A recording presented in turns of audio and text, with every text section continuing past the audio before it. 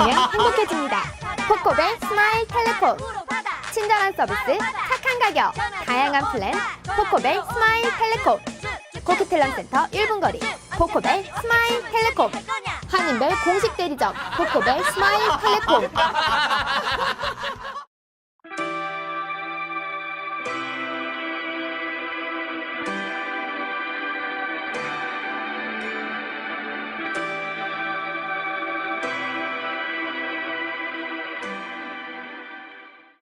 담배를 피우면 빨리 늙는다는 연구 결과가 나왔습니다. 흡연자와 비흡연자인 쌍둥이들의 비교 사진으로 공개되었는데요. 이 사진은 해외 인터넷 등을 통해 소개되면서 젊어 보이는 미모와 피부 건강에 민감한 많은 여성들에게 관심이 되고 있습니다. 미국 성형외과 의사협회의 학술지 성형보건수술 최근호에는 흡연자와 비흡연자인 쌍둥이를 비교한 사진이 공개되었습니다.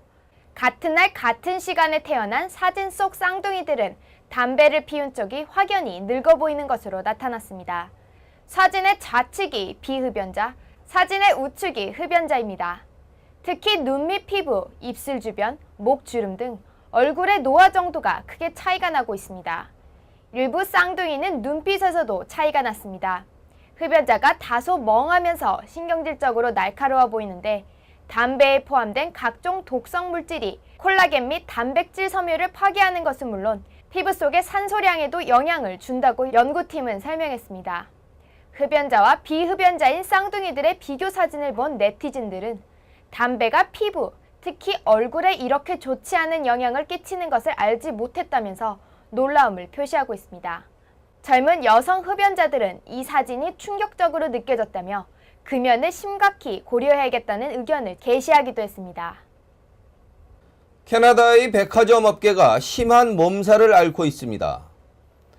베이 백화점과 함께 캐나다 유통업계를 대표해온 시어스가 올봄 다운타운의 롭슨 스트리트점을 폐쇄한 후 계속해서 지점을 폐쇄하고 있습니다. 주요 지점을 거의 폐쇄하면서 장사를 포기한 상태인 것 같습니다. 백화점을 필두로 한 고급 쇼핑센터들의 캐나다 시장에서의 위기가 계속되고 있습니다. 올봄 쇼핑 중심지인 밴쿠버 다운타운인 롭슨 스트리트 지점을 폐쇄한 시어스가 지난 29일 5개 지점의 추가 폐점을 발표한 것입니다. 이 중에는 구매력이 높은 중국계가 몰려있는 리치몬드 센터 몰 지점도 포함되어 있어 랍슨에 이어 리치몬드의 폐점은 시장 포기 선언이나 마찬가지입니다. 유통업 컨설팅 업체인 DIG360 컨설팅사의 데이비드 이안 그레이 씨는 단순히 지점 하나를 폐쇄하는 것보다 더 심각한 문제라고 본다고 말했습니다. 그는 유통업과 소매업은 유동인구가 높은 주요 쇼핑구역에 공간을 보유하는 것이 매우 중요한데 이 지역에서 발을 빼는 시어스의 이런 모습은 결국 사업 포기로밖에 볼 수 없다고 설명했습니다. 한편 리치몬드 센터 몰 지점을 포함한 5개의 지점 폐쇄로 약 1000여 명의 직원들이 곧 일자리를 잃게 될 것으로 알려졌습니다. UBC 캠퍼스 내에서 또다시 성폭력 사건이 발생했습니다. 사건 발생 시간이 새벽 1시 반경이라고 합니다. 성폭력 자체가 문제지만 사건이 주로 밤늦은 시간이나 새벽에 발생하는 것으로 볼 때 학생들의 안전 불감증이 걱정됩니다. 캠퍼스 내 성폭력 사건이 잇따라 발생하면서 안전에 대한 우려가 커지고 있는 UBC에 비슷한 사건이 또 발생했습니다. 지난 27일 캠퍼스를 혼자 걷던 여학생이 뒤따라오던 남성에게 성폭행을 당할 뻔했지만 적극적인 저항으로 위기를 모면했다고 합니다. 그녀는 뒤를 따르는 그림자를 인식한 순간 자신을 덮쳤다고 경찰에 신고했지만 그녀가 말한 시간은 새벽 1시 반경이라고 합니다. 사건을 조사 중인 피터 테센 경사는 지난 4월 중순부터 지금까지 비슷한 사건들이 총 6건이 발생했다며 사건 정황과 발생 시가, 피해자들의 특징 등에서 여러 공통점이 발견되어 동일범의 소행으로 추정된다고 전했습니다. 현재 UBC 캠퍼스는 이 사건으로 인해 다소 긴장된 분위기가 감돌고 있습니다. UBC 학생인 가다 보우다 씨는 모든 학생들이 이 일에 대해 이야기하고 있다며 많은 여학생들이 최근 교정 내에서 안전을 확신하지 못해 불안해하고 있다고 전했습니다. UBC 대학 당국은 현재 안전 담당 부서가 학생들의 안전을 확보하기 위해 최선을 다하고 있다고 말하며 어두운 길에 감시 카메라를 설치하는 것도 고려 중이라고 말했습니다. 하지만 우선 늦은 밤과 새벽 시간에 아무런 대책 없이 혼자 밤길을 걷는 학생들의 안전 불감증도 심각히 우려됩니다. UBC뿐만 아니라 모든 지역에서의 성폭행 사건은 거의 늦은 밤이나 새벽에 발생하고 있어 스스로 조심하는 것이 중요할 것 같습니다. 캐나다 환경청이 광역 밴쿠버 지역에 위치한 세탁소 48곳을 대상으로 조사를 실시했습니다. 그 결과 그중 21곳이 위험 독성 물질에 대한 관리를 소홀히 하고 있는 것으로 밝혀졌습니다. 문제의 물질은 흔히 PERC라고 불리우는 퍼클로에틸렌으로 잘 지워지질 않는 얼룩을 세탁하는 데 사용됩니다. 그러나 이 물질은 사람의 신경계에 해가 될 수 있으며 암질환 발병에 영향을 주는 것으로 알려져 있습니다. 환경청은 문제가 지적된 21곳의 세탁소들은 이 위험 물질에 대한 안전 부품들이 부착되어 있지 않은 오래된 기기들을 사용하고 있었다고 말했습니다. PERC를 세탁에 사용한 후 그대로 흘려보낼 경우 파이프를 썩게 할 수도 있으며 마시는 물도 오염시킬 위험이 큰 것으로 알려졌습니다. 미국 애리조나주에서 50대 남성이 이웃집 개 짖는 소리에 격분해 이웃가족 4명을 살해한 후 자살한 사건이 발생했습니다. 애리조나주 피닉스 경찰국은 지난 26일 오전 9시쯤 아파트에서 이웃 간 소음 문제로 총격 사건이 발생해 5명이 사망했다고 밝혔습니다.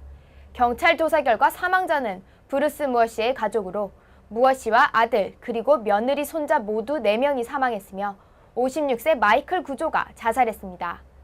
무어 가족 살인사건 현장에서는 그들이 기르던 개 2마리도 총에 맞아 죽은 채 발견됐습니다. 경찰은 평소 개 짖는 소리에 민감했던 구조가 4명을 살해하고 난 후 자신도 자살한 것으로 보인다고 말했습니다. 주변 이웃들은 무어 가족과 구조 씨가 개 문제로 잦은 언쟁을 벌여왔다고 말했습니다. 미국 내 애완견 관련 살인사건은 이번이 처음은 아닙니다. 올해 초 3월 텍사스주 댈러스에서는 한인 김정 씨가 애완견 배설물 문제로 갈등을 빚어온 아파트 위층 이웃 2명을 총격 살해해 충격을 준 바 있습니다. 한민족 비즈니스 네트워킹 대회인 12차 세계 한상대회가 광주 김대중 컨벤션 센터에서 열리고 있습니다. 지난 29일부터 오는 31일까지 3일 동안 열리는 이번 대회에는 전 세계 40여 개 국가에서 3천여 명의 교민들이 참가하고 있습니다. 밴쿠버에서도 이용훈 한인회장, 한대원 실협회장 등 10여 명의 교민들이 한상대회에 참석했습니다. 창조경제를 이끄는 힘, 한상네트워크라는 슬로건으로 열리는 이번 대회에는 광주에서 처음 개최되어 그 의의를 더하고 있습니다. 대회를 주최하고 있는 광주광역시는 새로운 광주광역시의 역동적인 모습을 보여주기 위해 다채로운 음식과 문화 프로그램을 선보이고 있다고 합니다.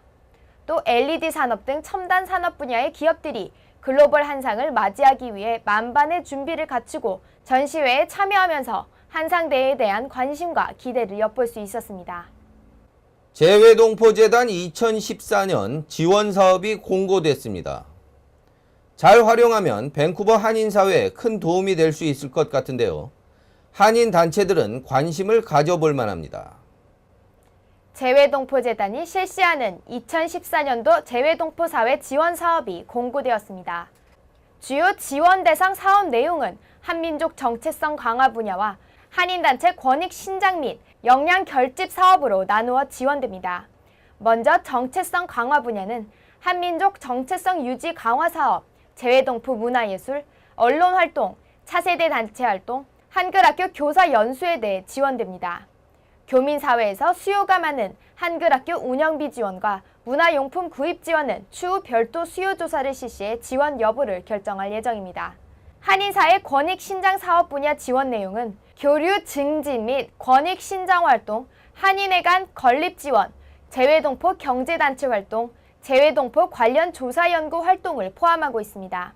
지원 금액은 사업 내용 및 규모에 따라 차등 지급되는데 한민족 정체성 강화 분야는 총 소요액의 최대 50% 이하에 대해 지원됩니다.